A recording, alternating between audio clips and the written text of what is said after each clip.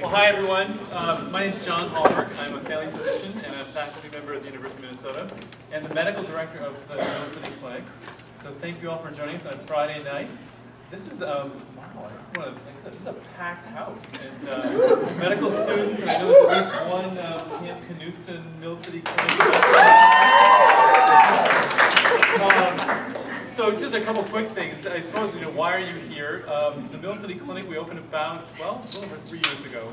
And they should have filled this space in, but the economy was tanking.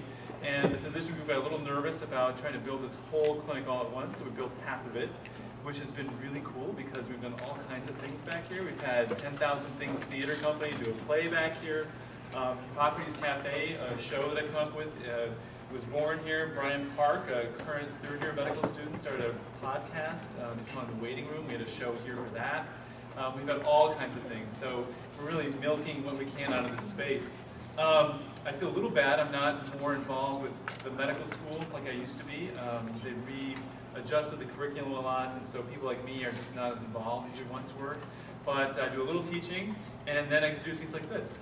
And one other thing just to mention, I talked to a medical student earlier who didn't know anything about the Fish Awards, and I wanted to say something quickly about that. Robert Fish, an 86-year-old retired physician, Hungarian Jew, was on a death march in 1944-45, survived, lived through the Hungarian Revolution in 1956, emigrated to Austria and then the United States, had a career in KU research. But he's also an artist, and we've created this award in his name that kind of creates a wonderful example of bridging the arts and life in medicine. And so we give money every year to you guys. And there's a very simple application process. There's still about 2 weeks to apply. It's online. Go take a look. We've had students do aerial arts, clowning, pottery, bike wheel making, magic, you name it, we've had students do it. So be sure to apply for that. And then I think without any further ado, I should get off the stage and let you enjoy the show. So thank you for joining us this evening.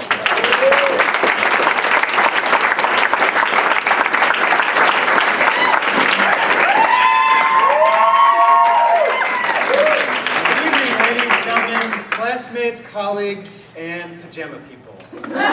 Yes, we are recording this performance, so those of you who couldn't make it out tonight or were just too lazy to leave your house, you can watch this at your own convenience later. It will be on YouTube though, so I don't think you'll be able to watch it at 1.5 or 2 times. Sorry about that. But anyway, welcome. We have a great show tonight. It's the tale of spring semester and an encore performance of med school musical Turn Off the Dark.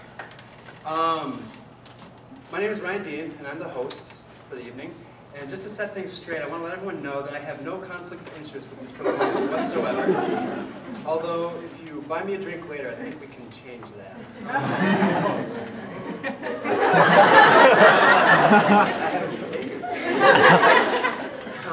Anyway, yeah, before we start, I'd again like to thank Dr. John Hallberg and Hippocrates Cafe for letting us use this space and sponsoring the event.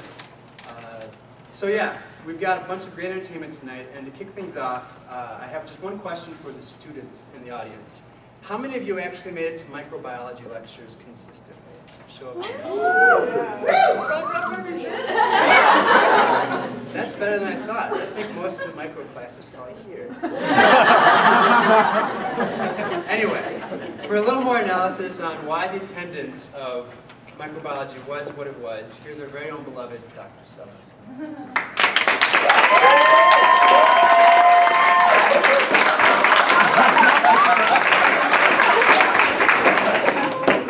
I've brought some additional resources that you'll be able to peruse at your leisure on the break between lectures.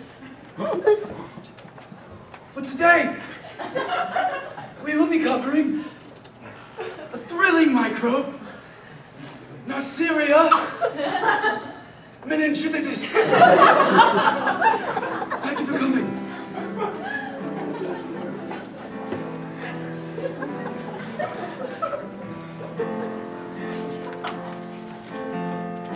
There was a day, just 2 months back, that the seats were filled and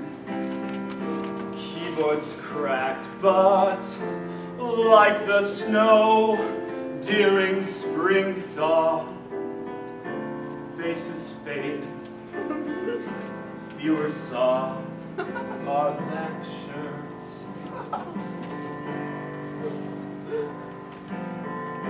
Where have all the students gone?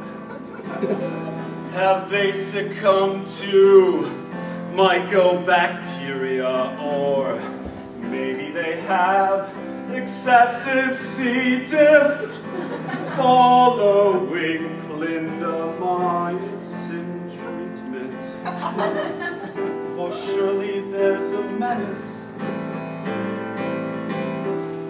affecting our attendance, for who in their full health skips our lecturing? Just yesterday we covered Shigella, a fascinating gram-negative raw, lactose non-fermenting, inert in acid, and propelled by actin polymerization. And with this thrilling microbe that causes dysentery, how many med students heard my voice carry 100, 150, all 169? The number, my friends, was 27. Which brings me to my original quarry. What plague has whittled our attendance down? What's this knife draining our plump buboes of nearly the whole student crowd?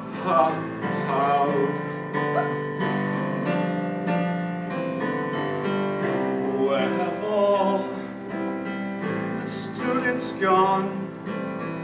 Was it Campylobacter diarrhea acquired by competitive teeth technique lamb castration? For surely there's a reason for this attendance treason. For who would miss microbiology? Maybe everybody's out with linsanity that I've been hearing about. I don't know what it is. It sounds toxic. Culture, it's gram staining.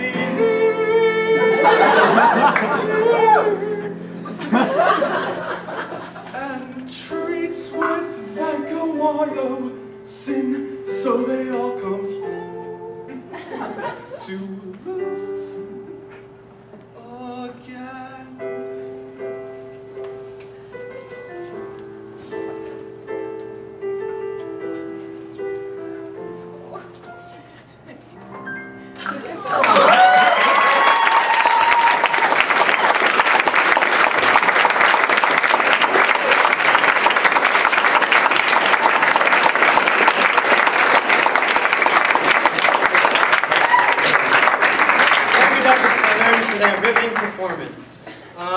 Now, so the way this is going to work is in between each of the songs, we're kind of stealing from the Hippocrates Cafe style, where we're going to have people come up, some of our actors and actresses, and read some spoken word for us. So to kick things off, we've got Kofi.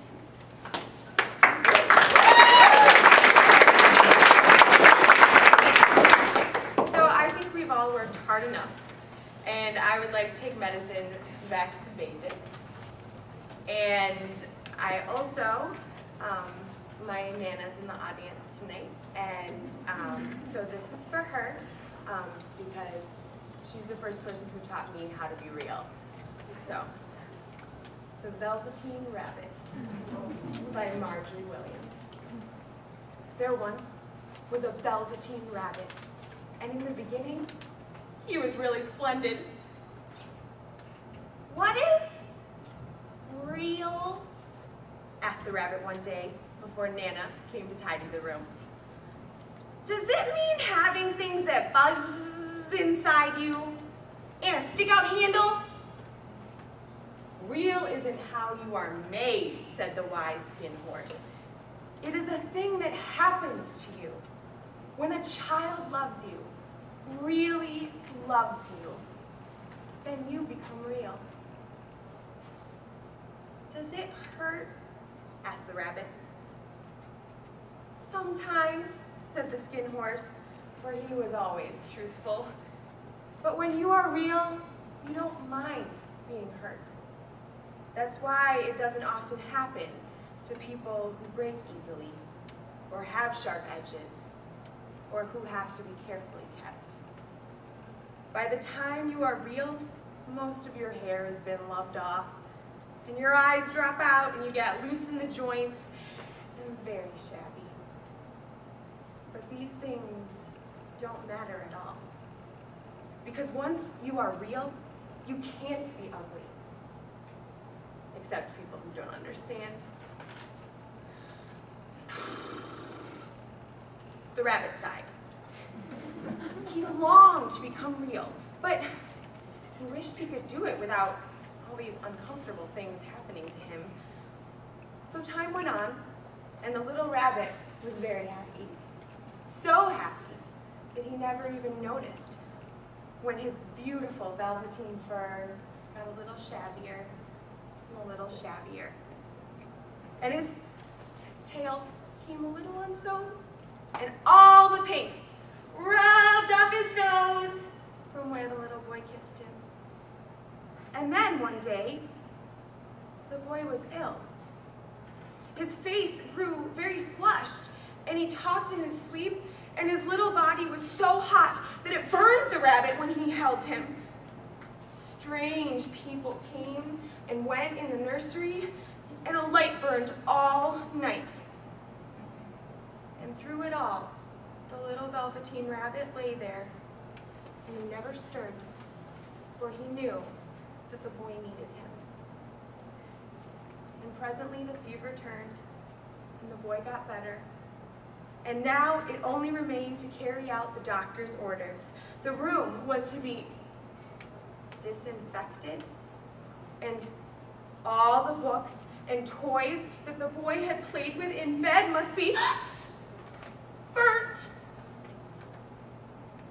And so that night, the boy slept in a different bedroom, and the little rabbit lay among the old picture books in the corner, and he felt really lonely.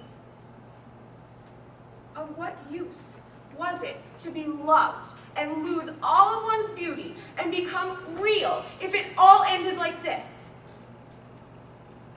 And a tear, a real tear, trickled down his shabby velvet nose and fell to the ground. And then a strange thing happened. For where the tear had fallen, there stepped a fairy. "Swelling little rabbit," she said, "don't you know who I am? I am the nursery magic fairy. You were real to the boy," the fairy said, "because he loved you. And now you shall be real to everyone." Autumn passed, and winter, and in the spring, when the days grew warm and sunny, the boy went out to play in the wood behind the house. And while he was playing, a rabbit crept out from the bracken.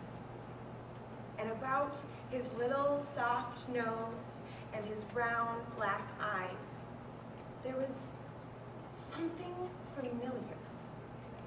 So the boy thought to himself, "Why, he looks just like my old bunny that I lost when I had scarlet fever." And he never knew that it really was his own money to come back to look at the child who had first helped him to be real.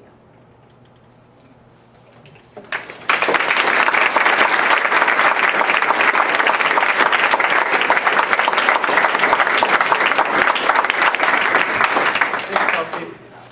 All right, so I know it's Friday night, and everyone kind of wants a little break, but we're throwing a lot at you guys, so I figured now would be the perfect time for a pop quiz. Who's ready? Who's ready? Too bad. All right. All right, so here we go. Well, just one question. What percentage of the audience remembers what the lamina cribosa is? Lamina cribosa. So, you guessed it. That's okay. Do you still remember it?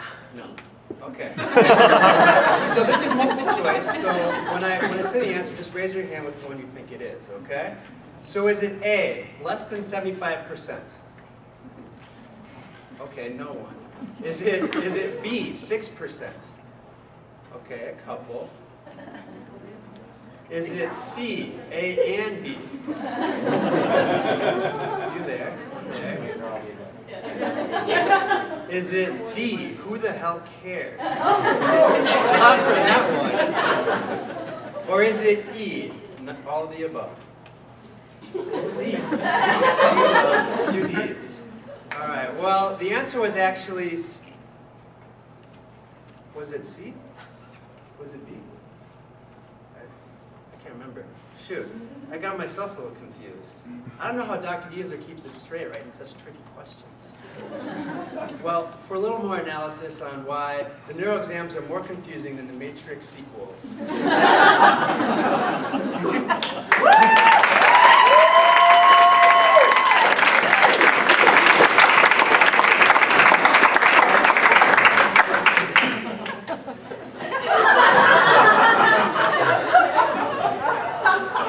Welcome. Before I cover 13 spinal tracts and pathways, which any child of 3 would know, I'd like to tell a story. People always ask me, Dr. Giesler, why did you decide to study neurology? Well, let me tell you. When I was a child of 3, my mother took me to the zoo. We saw some giraffes and a penguin, the normal things visitors do. But an awful thing happened thereafter by the lion's den. 2 cubs were playing nearby us, standing at the edge of the pen. Then suddenly sprung a male lion from some rival clan. And before my eyes the cubs met their demise and were eaten into pieces by him. From that day on, I have fought to Hartswell never happen. Cannibalism, an affront to the natural order. Which brings me to why I decided to teach neurology. See, a brain feeds on knowledge, which isn't by itself so bad. But a brain needs to eat in order to complete its man. But if a brain learned how other brains work, that's tantamount to eating self. So neuroscience is a cannibalistic act. This is clearly revolting, which is why I started teaching, to keep poor minds from crossing moral lines using all the skill I have. See? I couldn't just give fake lectures, though that would have solved the problem. But then someone would have noticed, and we're back to cannibals again. I didn't know what I could do without causing a fuss. Then Nolte came to me in a dream and told me a method I now trust. He said, to solve your conundrum, keep students confused. Confusion is like a forgetful brains ingested food. And there it was, the answer I needed to end this era of cranial heathens. Teach the cause, feed the brains, but in the end save the day. And to achieve this confusion, this neurological stomach pump, all I needed to do was tweak the tests.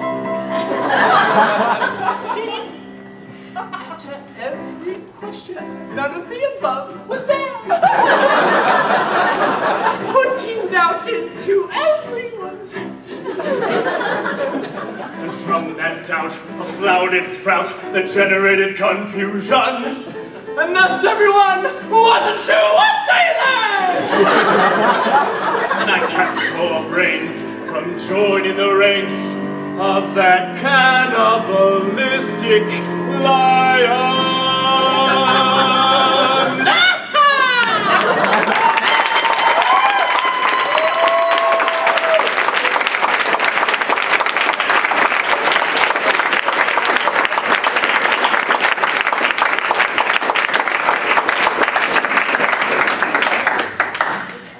Damn, so that's why he did it. It worked for me, I know. About the only thing I remember from neuro is what my dad taught me when I was a kid. He used to say to me, son, I'd rather have a bottle in front of me than a frontal lobotomy. I didn't quite understand at the time, but now I think I do. For our next act, we have another spoken word by Jake Watson.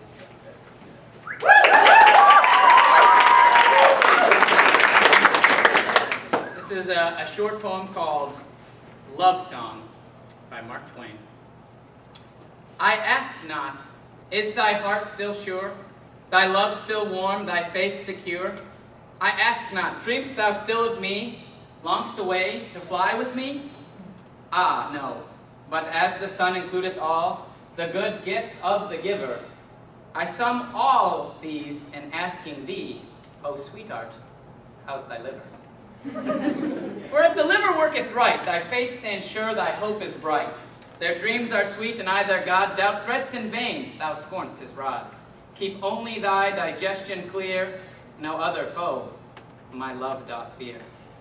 But indigestion has the power to mar the soul's serenest hour, to crumble adamantine trust, and turn its certainties to dust, to dim the eye with nameless grief, to chill the heart with unbelief, to banish hope, faith, and love, place heaven below and hell above. Then list details are not to me, so thou'st the sum, gift of the giver. I ask thee all in asking thee, oh darling, how's your liver?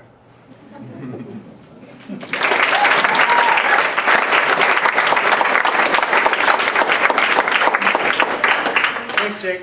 I think I learned more about the liver from that poem than I did from ever in physiology. I think I'm kidding, but I'm not. All right, so as you all know, medical school, especially the first year, is about building endurance. It's about pacing yourself, learning how to sit in front of a lecture or in front of a computer screen for hours on end, trying to absorb as much information as possible. Of course, that's punctuated with also coming up with as many excuses as you can to check your Facebook. But every once in a while, we get distracted by something a little more special. Something more interesting than acid-based physiology. And something, yes, more powerful, more strong, that it can stop a gunner's desire for honor as dead in its tracks.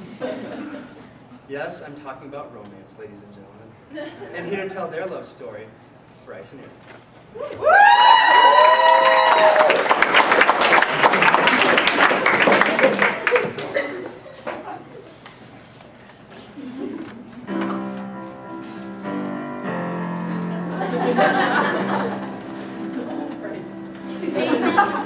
During physiology in the cardio unit, he said he had to eat ADH deficiency. She said you better get to it. Then he asked her on a date.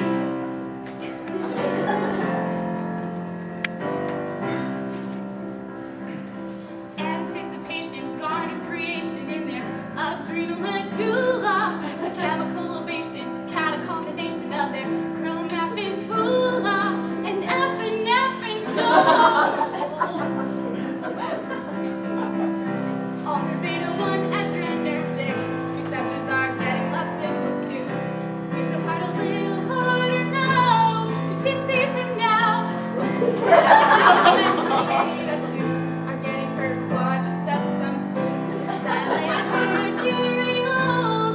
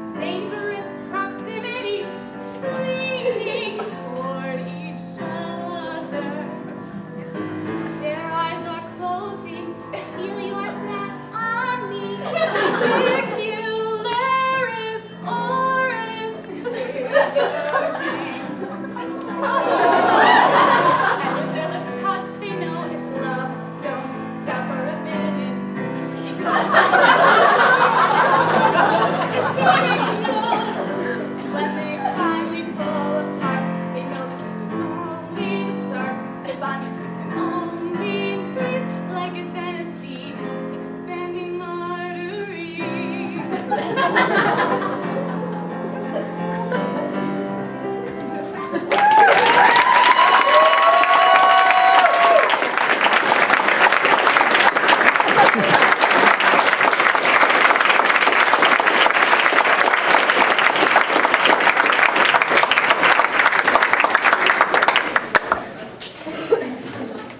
I love physiology. So beautiful. Oh, those sympathetics choke me up every time. All right, guys. Without further ado, our final encore performance of Med School musical, Turn Off the Dark.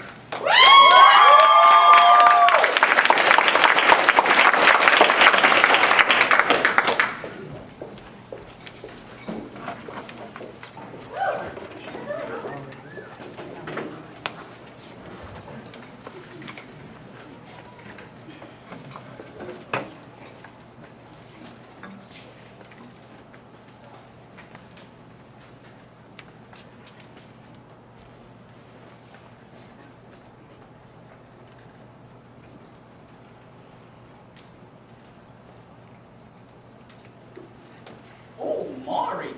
They're drunk, they're out of control, and they're only 14 years old. Nowhere else to turn, and mother's in the week to turn here. I'm not. That's my fault.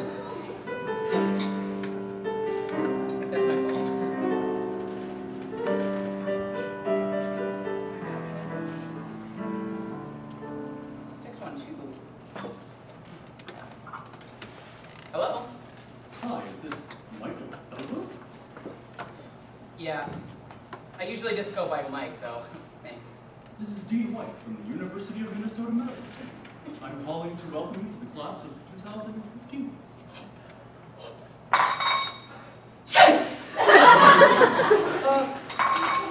I can't believe I got off the wait list. I was 213. We did lose a lot of good students to Canada this year. We're just as glad to have you. Oh, thank you. Thank you so much. I'm gonna be a doctor. Dr. Michael Douglas. I'm gonna be a doctor. I need 2 cc's of acetaminophen. Stat! All the treadmilling's over, now the real work can begin. I'll need books and equipment. New clinical genetics. I'll need this one for sure. An apartment nearby. Hey, it's only $9.50 for a studio. Figure out my bus route, get to orientation in time. Welcome to med school. Put your white coat on. Grab a chair and sit back, taking notes with a Mac. If you're bored, then check your Facebook. Cause you're in med school. Relax and enjoy the ride.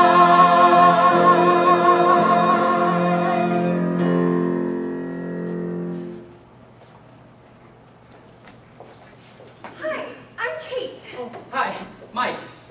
Say, you look pretty familiar. Oh, What was your last name? Hudson? Kate Hudson. Oh, so it happens to you too. What? Oh, never mind. Awkward silence. Okay, I was gonna watch an anatomy lecture. Do you want to join me? Yeah, okay. So these things are like on the computer or something, though. Yeah, that's weird, right? Yeah. Do you know how to people? What is this little thing? Okay, play. Welcome to anatomy. Today, we'll be covering the shoulder. Let's start with some terminology. abduct, adduct, flexion, extension, cranial caudal, plantar palmar. What is going on? I can't see what he's doing. Why is the audience laughing? I don't know, can't be sure, it's confusing. What is going on?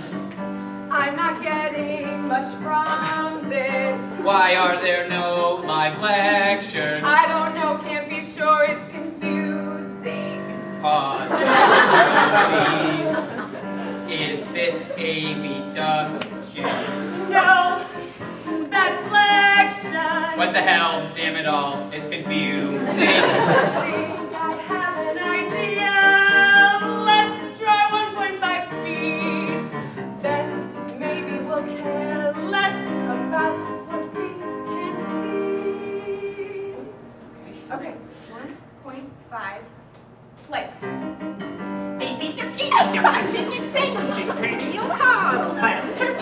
Yes, this is much better. We're coming at breaking speed. And though we may miss some things, at least we'll be done quickly.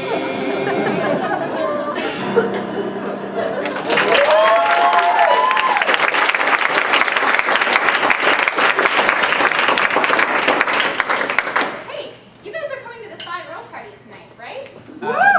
Yeah, I got 5 weeks worth of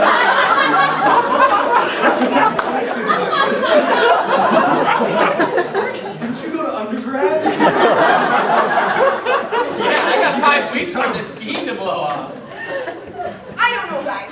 I really have to keep studying if I'm gonna get my honors. Oh, come on, Kate, look at that! Okay. Party rock is in the House tonight, everybody just have a good time.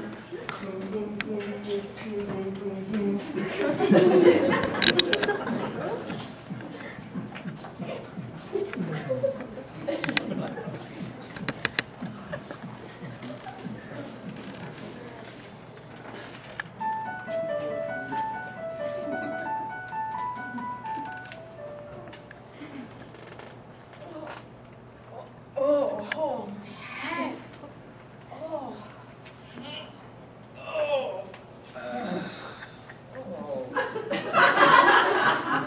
Hey, you?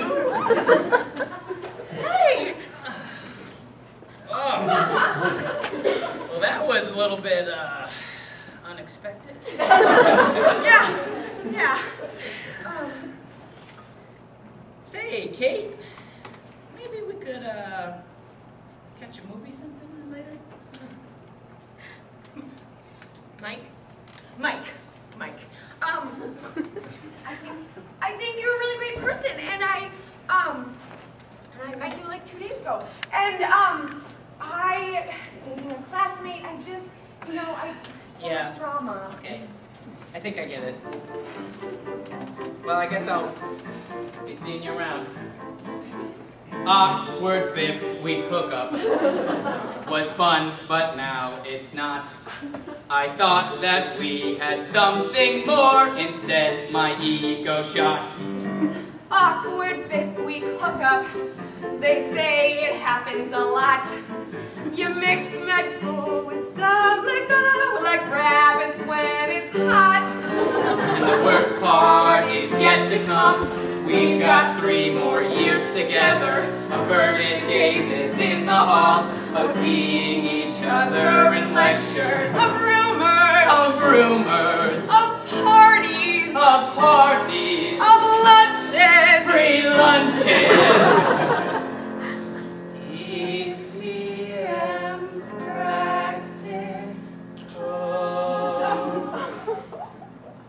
Awkward 5th week hookup. Maybe it won't be so bad. And looking on the bright side, At least we're part of a fad.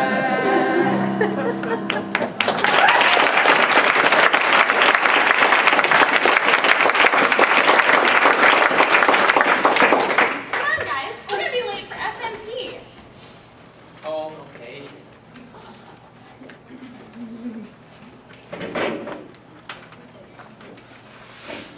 Okay, I know. A younger wife, I'm sorry. I was in Germany all weekend. You know how that goes. Hello. We are starting class now. Welcome. I am Dr. Sobek. And today we will be talking about,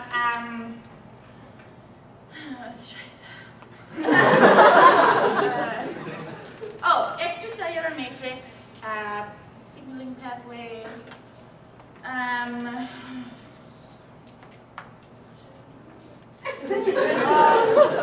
dead typos. Yes, it's important.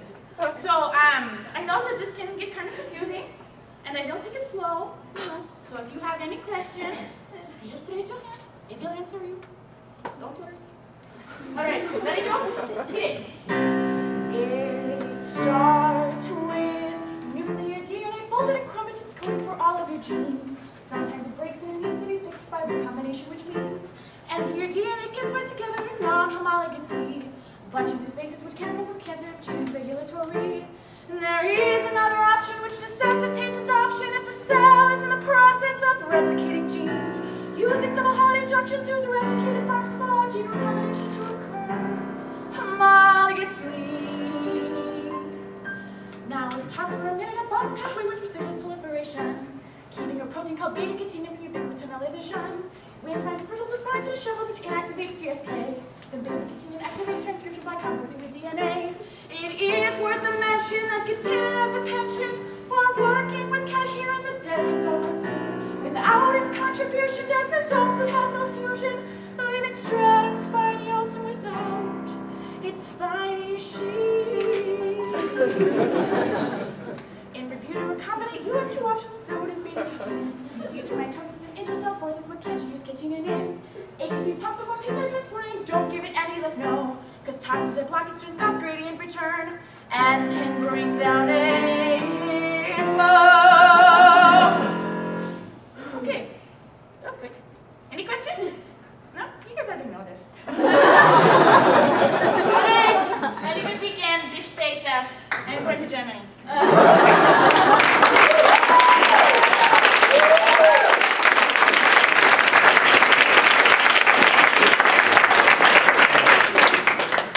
Did you get any of that? No. And actually, I'm really worried. The test is right around the corner, and I don't know any of this. Hey, I feel the same way, but I'm not worried one bit. You're not? How come? Well, I figure if the second years can do it, so can we. I don't follow. 5 years ago, I tried to climb a mountain so high up my ultrasats dropped. Couldn't catch my breath, was panting every footstep, felt like death and nearly gave up. Then coming down, moving like a mule, a woman 70 years old, paused to talk, said that she had made it, and just like that, I felt twice as bold. Finals are a lot like that mountain, so if you are feeling down, just remember what happened last year, and you will not frown. If the second years can do it, then we can too. If Sanjaya can sing idol, then so can you. If Keanu Reeves can act, then can't we all? If the second years can do it, we can too. On a bus, I was doing a Sudoku. Thursday's paper shouldn't be hard, but I got stuck, couldn't figure out the next word. Almost gave it up as a bad card. Then I saw a boy sitting in the next seat, working on the same puzzle. And just like that, he had solved it, so I put my doubts in a muzzle. It is clear you shouldn't worry with a little elbow grease. You can quell your finals worries, 'cause last year passed at least.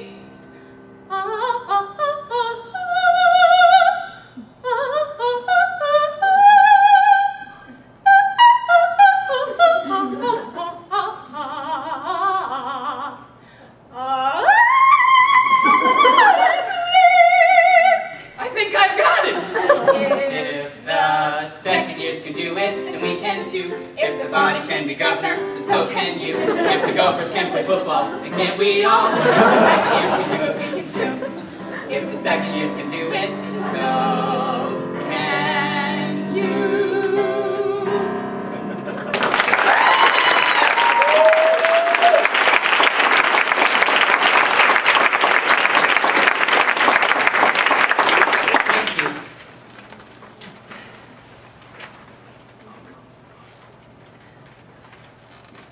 ready. Get your exam.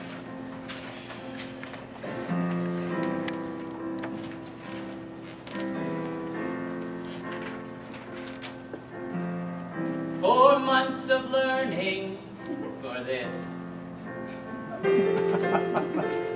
Of drinking from the hose as much as I could. I suppose I could have studied just a little more, but I think I gave it my all.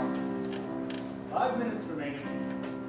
You paddle hard to get here. A looking down before I reach the river's end. And on the other side, smooth water is calling me. I know I gave it my all. Time's up. Please turn in your exam.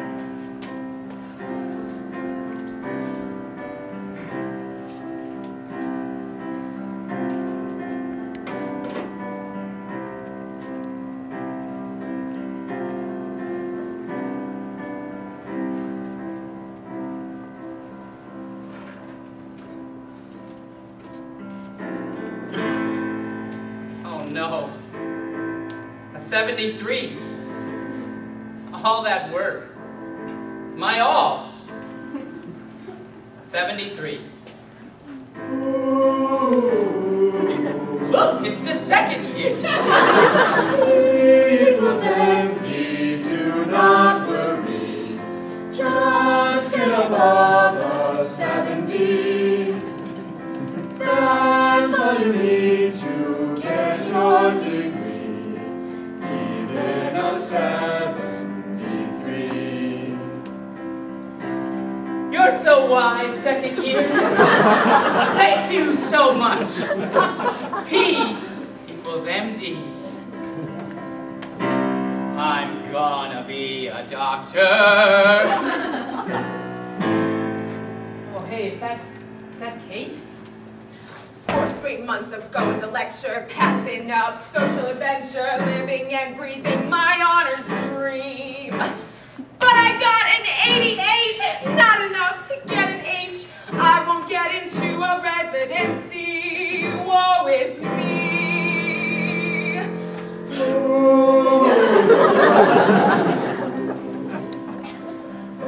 Kate, I haven't seen you all semester.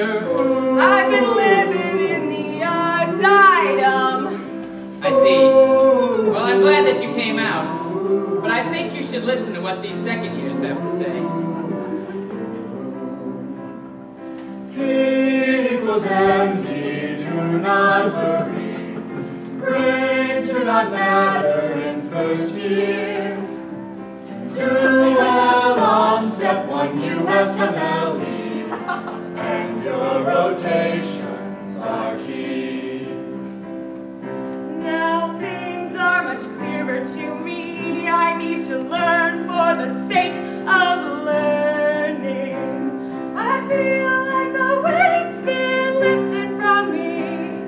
Thank you, second years. So hard to do. I passed. Me too. Hey, would you want to catch that movie? Sure. What the hell? It's been a long semester, but we're 111 through. Mistakes are made, lessons are learned, and we all have to sit through the same lectures. In the time that we're here, think what we could have earned, but instead we are poor to learn something more.